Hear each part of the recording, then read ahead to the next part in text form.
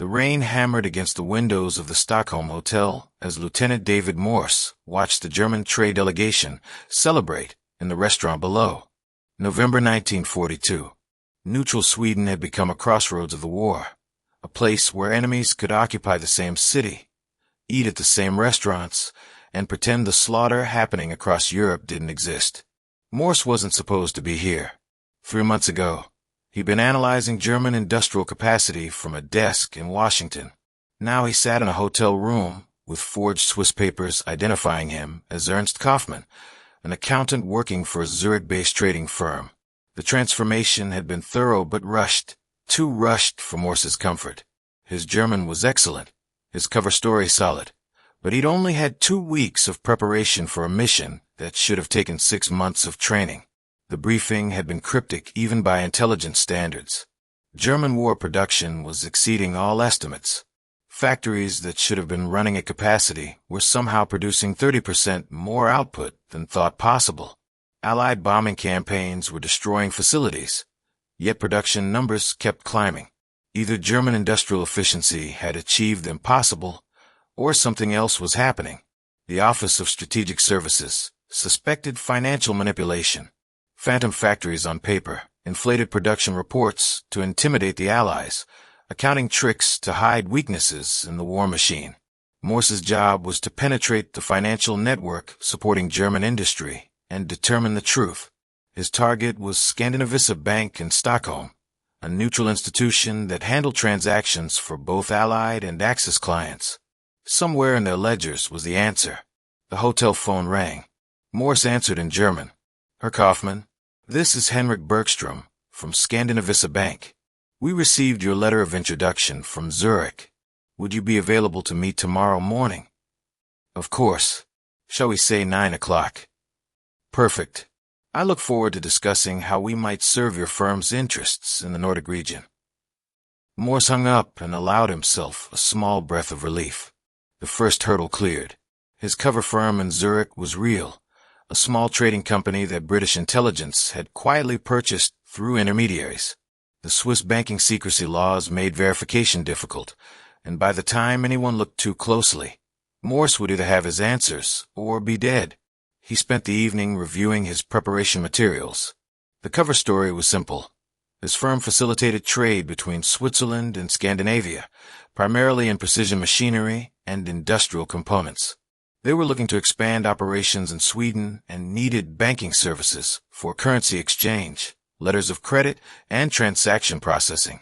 Boring, technical, the kind of business discussion that made most people's eyes glaze over. But boring was exactly where secrets hid. In Morse's experience as an accountant before the war, the most interesting discoveries always came from the tedious work of tracing numbers through ledgers. Money left trails, and those trails told stories that people tried desperately to hide. Scandinavia Bank occupied a stately building in Stockholm's financial district. Morse arrived precisely at 9, dressed in a conservative suit that marked him as a successful but not wealthy businessman. Henrik Bergstrom met him in a conference room, a thin man in his 50s with the careful manner of someone who'd spent his career managing other people's secrets. The initial meeting was exactly as Morse expected.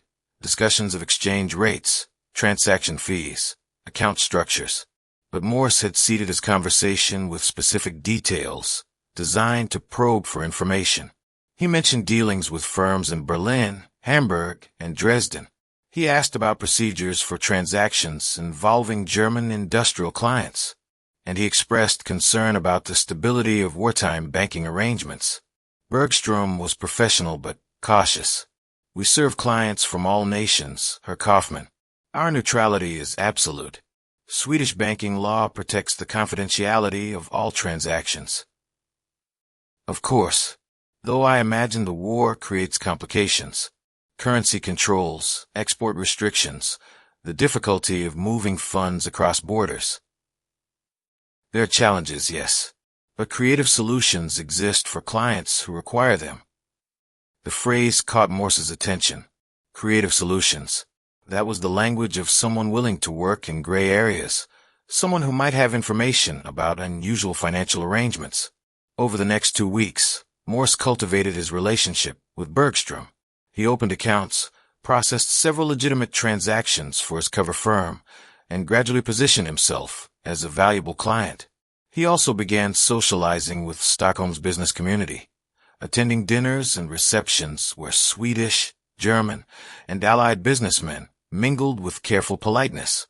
It was at one of these receptions that Morse met Katarina Lindholm. She was introduced as an assistant to a Swedish industrialist, but Morse's training recognized something else. She watched people too carefully, remembered too many details, asked questions that seemed casual but were precisely targeted. Either she was intelligent, Swedish, British, or German, or she was remarkably observant for a secretary. "Ernst Kaufmann," she said, testing the name. "Your German has a slight Bavarian accent, but your mannerisms are more northern. An interesting combination." Morse smiled. "I grew up in Munich, but studied in Hamburg. You have a good ear. I notice details. It's part of my job." She sipped her wine. "What brings a Swiss accountant to Stockholm in the middle of a war?" "Money doesn't stop moving just because countries are fighting. Someone needs to manage the numbers." "How pragmatic. Though I wonder if anyone truly manages the numbers these days, or if we're all just pretending we understand what's happening." The comment was unusual enough that Morse filed it away, either casual philosophy or a probe to see how he'd respond. He kept his answer neutral and changed the subject, but he made a point of noting where Katarina worked and for whom. The breakthrough came in his fourth week. Bergstrom invited him to lunch at an exclusive club frequented by Stockholm's financial elite. Over wine and fish, the banker finally opened up about more sensitive matters. "You mentioned concerns about German industrial clients," Bergstrom said carefully. "I may have opportunities that could benefit your firm. There are German manufacturers looking for discreet financial arrangements, currency movements that require careful handling." "I'm listening." "They need ways to move profits outside Germany. The Reich has strict capital controls, but there are methods. Trade invoicing arrangements, transfer pricing between subsidiaries, commodity transactions that exist primarily on paper." Morse understood immediately. Money laundering, essentially, dressed up as legitimate business transactions. German industrialists were secretly moving wealth out of Germany, preparing for the possibility of Allied victory, and they needed neutral intermediaries to facilitate it. These arrangements would be completely confidential? Morse asked. "Absolutely. Swedish law protects us, and the structures we use are technically legal, if creatively interpreted." "I'd be interested in learning more. Perhaps you could introduce me to some of these clients." Bergstrom smiled. "I think that could be arranged." The introduction came 2 days later. Morse found himself in a private room at the same club, meeting with a German industrialist named Friedrich Weber. Weber owned steel mills in the Ruhr Valley and had operations throughout occupied Europe. He was precisely the type of person who might know the truth about German production capacity. "Herr Kaufmann, Henrik speaks highly of your discretion," Weber began. "I have a proposal that could benefit us both. My companies generate substantial profits from contracts with the German government. However, I'm concerned about the long-term stability of the Reich's currency. I'd like to move certain assets into Swiss francs and American dollars." "A sensible precaution," Morse said, though presumably the German authorities would take a dim view of such activities.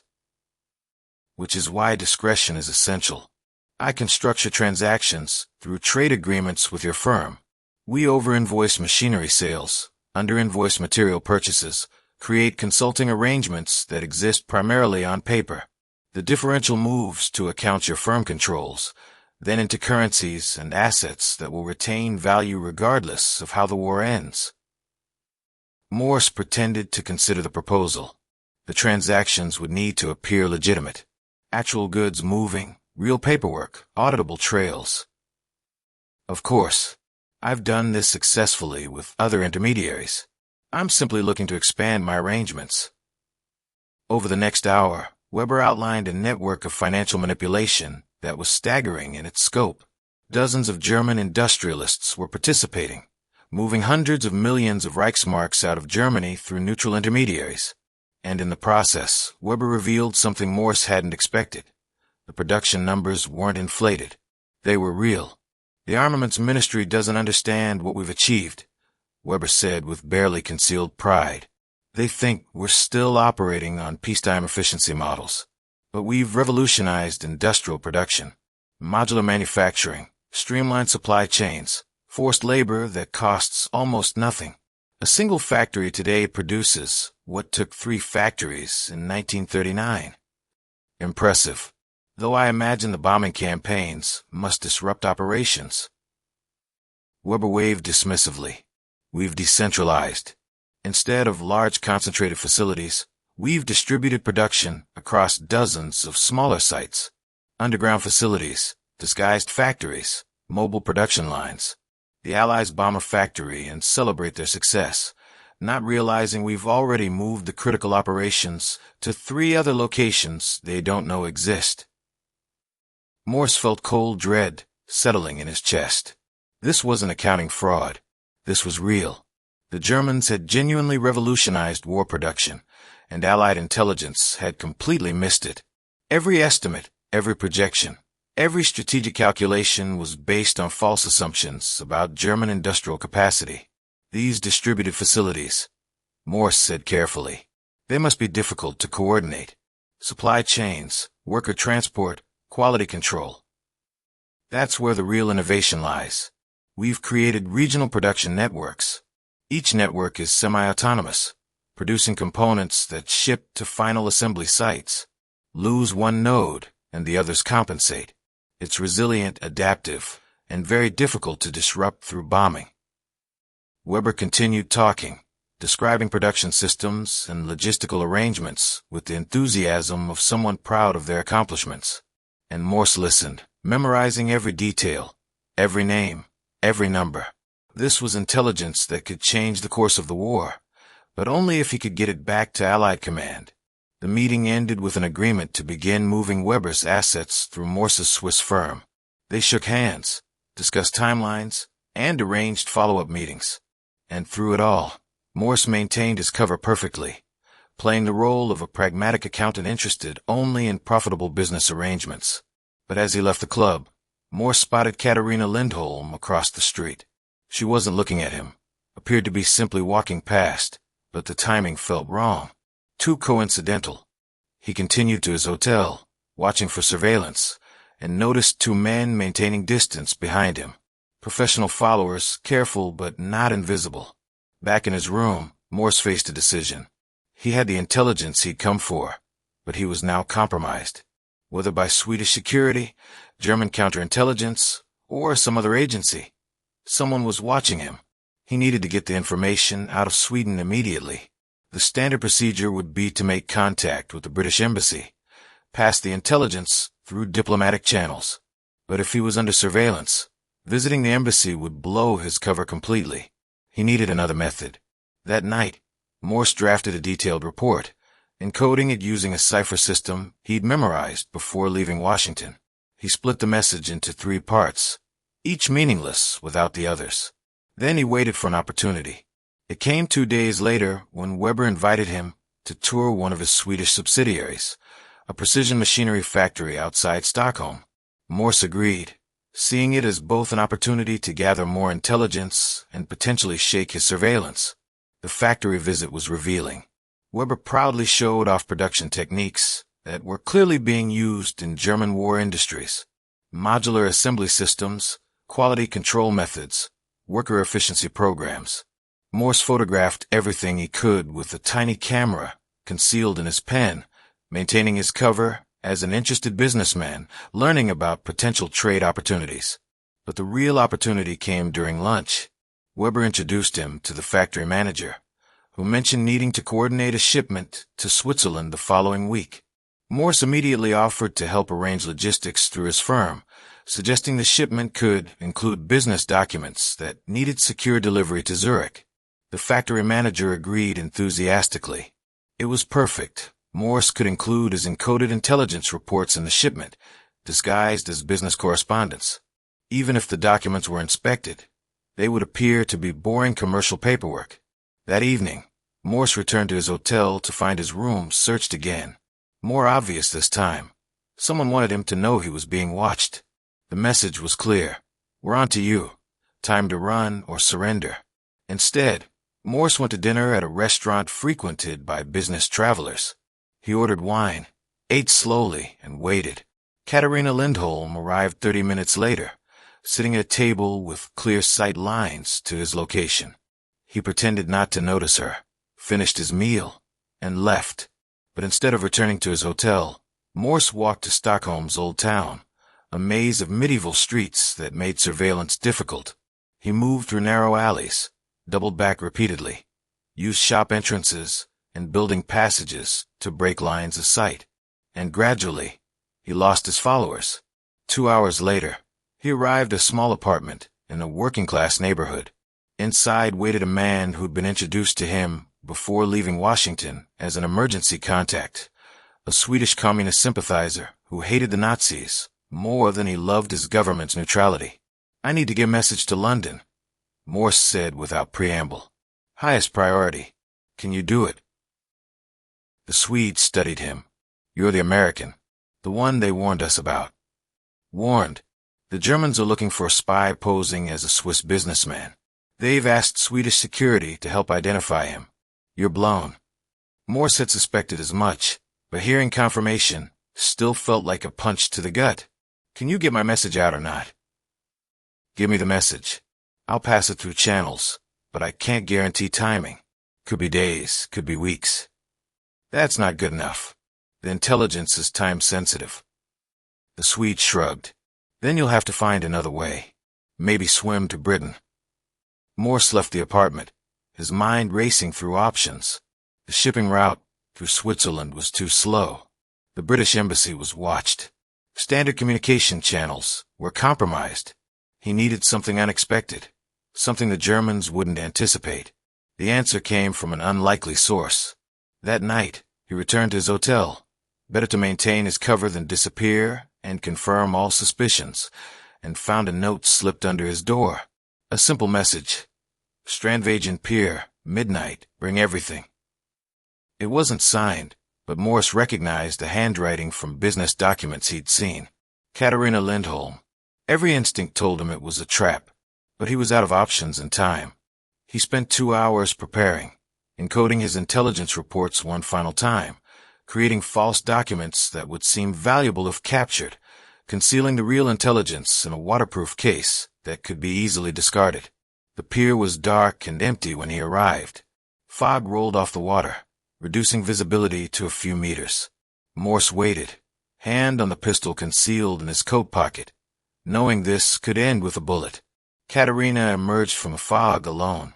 Ernst Kaufmann, or should I say Lieutenant David Morse.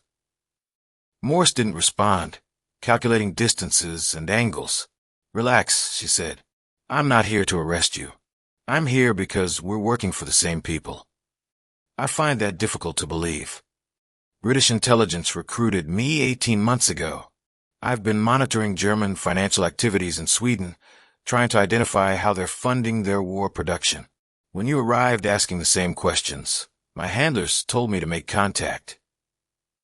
Why should I trust you? Katarina pulled out a small card, holding it where Morse could see. Recognition codes, properly formatted, authenticated with details only British intelligence would know. Either genuine or an incredibly sophisticated trap. "The Germans know who you are," Katarina continued. "They connected Ernst Kaufmann to discrepancies in your cover story's timeline. They're planning to grab you tomorrow morning, quietly, avoiding a diplomatic incident with Switzerland. You have maybe 8 hours before they move. Then I need to get out of Sweden. Tonight. Already arranged. There's a fishing boat leaving from this pier in 20 minutes. It will take you to a British submarine waiting in international waters. You'll be in London in 4 days. Morse studied her face, looking for deception, finding only urgency. "What about you?" "I stay here. My cover is intact, and I'm too valuable to extract over one compromised operation. Besides, someone needs to ensure Weber and his friends continue thinking their financial schemes are working. They'll suspect you helped me escape." Let them suspect. Without proof, they can't act. Swedish neutrality protects me as much as it protected you. She glanced at her watch. 15 minutes. If you're going, you need to go now. Morse made his decision. He handed her a sealed envelope. Backup copies of everything I learned. If I don't make it, you'll need to get this to London. Katerina took the envelope. For what it's worth, your work here might have just changed the war. The intelligence about German distributed production systems. Our people have been operating on completely wrong assumptions. Will it make a difference? That depends on how quickly we can adapt our bombing strategies. But at least now we'll know what we're really fighting. The fishing boat was exactly where Katerina promised, piloted by a Norwegian who spoke no English and asked no questions. Morse huddled in the hold, surrounded by the smell of fish and diesel fuel, as they motored out of Stockholm harbor. 3 hours later, a periscope broke the surface next to the fishing boat. Morse transferred to the submarine, descending into a world of humming machinery and compressed air. The captain, taciturn Scott, simply nodded and ordered them to dive. For days later, Morse stood in a London office, debriefing a room full of intelligence analysts and military planners. He laid out everything he'd learned: the distributed production networks, the decentralized factory systems, the financial mechanisms supporting German industry, and most critically, the fact that German production capacity was real and growing, not inflated propaganda. The room fell silent as the implications sank in. Every strategic plan, every resource allocation, every timeline for winning the war was based on underestimating German industrial capability. If Morse's intelligence was accurate, the war would last longer and cost more lives than anyone had projected. How confident are you in this assessment? The general asked. Completely. Weber had no reason to lie to Ernst Kaufmann. He thought he was talking to a corrupt businessman, not an intelligence officer. Everything he described matches the production data we've been struggling to explain. Then we need to fundamentally rethink our bombing strategy, an Air Force planner said. Hitting large factories is pointless if production has been distributed across dozens of sites we can't locate. Not pointless, another analyst countered. But we need better intelligence about where the actual production nodes are. We need to penetrate the German industrial network deeper, identify the critical supply chains, target the bottlenecks. The debate continued for hours, but Morse had delivered his intelligence. The rest was up to people with more authority and broader strategic vision. Later, alone in a borrowed apartment, Morse reflected on his time in Stockholm. Ernst Kaufmann had lasted exactly 6 weeks before being compromised. But in that brief window, he'd uncovered intelligence that would reshape Allied strategy and potentially save thousands of lives. He thought about Katarina Lindholm, still in Stockholm, still playing her role. He thought about Weber and the other industrialists, moving their wealth to safety while their country fought for survival. And he thought about Henrik Bergstrom, the banker who facilitated all of it, probably never realizing he was dealing with spies and playing a role in the war's outcome. The work of intelligence, Morse realized, wasn't about dramatic action or heroic sacrifice. It was about patience, observation, and the tedious work of tracing patterns through numbers and conversations. It was about becoming someone else so completely that you forgot who you'd been. And it was about understanding that sometimes the most important battles were fought in conference rooms and bank offices, not on beaches and battlefields. Ernst Kaufmann disappeared from Swedish records, another Swiss businessman who'd come and gone during the war years.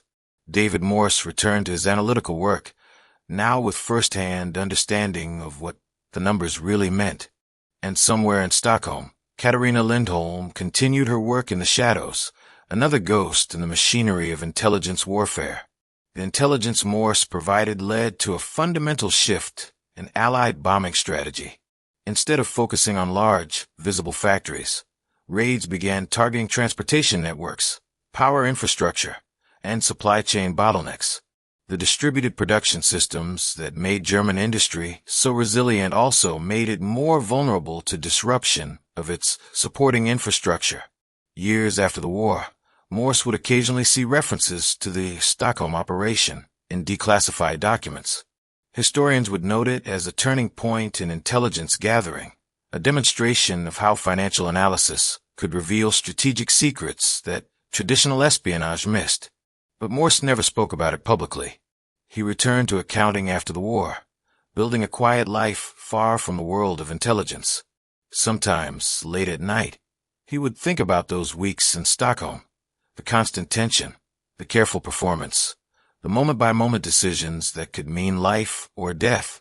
And he would remember Katerina's final words at the pier. "Your work here might have just changed the war." He hoped she'd been right. He hoped the risk had been worth it. But he also understood that in the shadowy world of intelligence, you rarely knew for certain what impact your work had. You did the job, reported the findings, and trusted that someone, somewhere, would make use of what you'd learned. The bookkeeper's war, he'd called it privately, not fought with guns or bombs, but with ledgers and numbers, bank accounts and balance sheets, and in its own way, just as deadly and just as important as any battle fought on the front lines. Some secrets stayed with him forever. The names of people who'd helped him, the specific details of operations that remained classified, the identities of agents still working in the field decades later. These he took to his grave, understanding that the price of secrecy was eternal silence. But the lesson of Stockholm stayed with him always, that in modern warfare, intelligence was as important as firepower, that understanding your enemy's true capabilities mattered as much as the strength of your armies, and that sometimes the most valuable weapons were information, patience, and the courage to walk into danger armed with nothing but a forged passport and a good cover story. The ghost accountant who haunted Stockholm's financial district for 6 weeks in 1942 achieved what conventional espionage could not, a clear picture of German industrial reality, and in doing so, he proved that wars were won not just by soldiers and generals, but by accountants and analysts who could see patterns in numbers and truth in financial transactions. It wasn't a story that would ever be told in movies or celebrated in monuments, but it was real, and it mattered, and that was enough.